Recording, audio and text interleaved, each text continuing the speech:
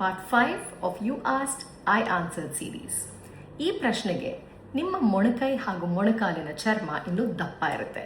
ನಾವು ಅವಾಗವಾಗ ಮೊಣಕೈ ಮೇಲೆ ಈ ಥರ ಪ್ರೆಷರ್ ಹಾಕ್ತೀವಿ, ಹಾಗೆ ನಿಮ್ಮ ಮೊಣಕಾಲು ಅವಾಗವಾಗ ಮಡಚ್ತಾ ಇರುತ್ತೆ. ಈ ಫ್ರಿಕ್ಷನ್ನಿಂದ ಅಲ್ಲಿ ಚರ್ಮ ಇನ್ನೂ ದಪ್ಪ ಆಗ್ತಾ ಬರುತ್ತೆ. ಈ ದಪ್ಪ ಚರ್ಮ ಯಾವಾಗಲೂ ಇನ್ನೂ ಕಪ್ಪಗೆ ಕಾಣುತ್ತೆ.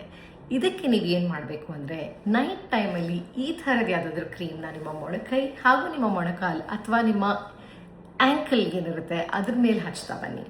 ಇದರಲ್ಲಿ ಯೂರಿಯಾ ಹಾಗೂ ಲ್ಯಾಕ್ಟಿಕ್ ಆಸಿಡ್ ಇರುತ್ತೆ. ಇದು ನಿಮ್ಮ ದಪ್ಪ ಚರ್ಮನ ಸಾಫನ್ ಮಾಡ್ತಾ ಬರುತ್ತೆ.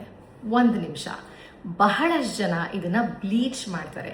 ಬ್ಲೀಚ್ ಮಾಡೋದ್ರಿಂದ ನೀವು ಮಾಡ್ತಾ ಮಾಡ್ತಾ ನಿಮ್ಮ ಚರ್ಮದ ಬ್ಯಾರಿಯರ್ ಹಾಳಾಗುತ್ತೆ ಹಾಗೂ ವೀಕನ್ ಆಗ್ತಾ ಬರುತ್ತೆ. ಇದು ನಿಮಗೆ ಒಳ್ಳೆಯದಲ್ಲ. ಅದರ ಬದಲು ಈ ಥರದ ಕ್ರೀಮ್ ಬಳಸಿ ನಿಮ್ಮ ಚರ್ಮನ ಮೃದುವಾಗಿಡಿ, ಹಾಗೆ ಈ ದಪ್ಪ ಮತ್ತು ಕಪ್ಪಗಾಗಿರೋ ಚರ್ಮನ ನೀವು ಕಡಿಮೆ ಮಾಡ್ತಾ ಬರ್ಬೋದು. ಈ ರೀಲ್ನ ಯಾರಿಗೆ ಹೆಲ್ಪ್ ಆಗುತ್ತೋ ಅವ್ರಿಗೆ ಶೇರ್ ಮಾಡಿ, ಸೇವ್ ಮಾಡಿ.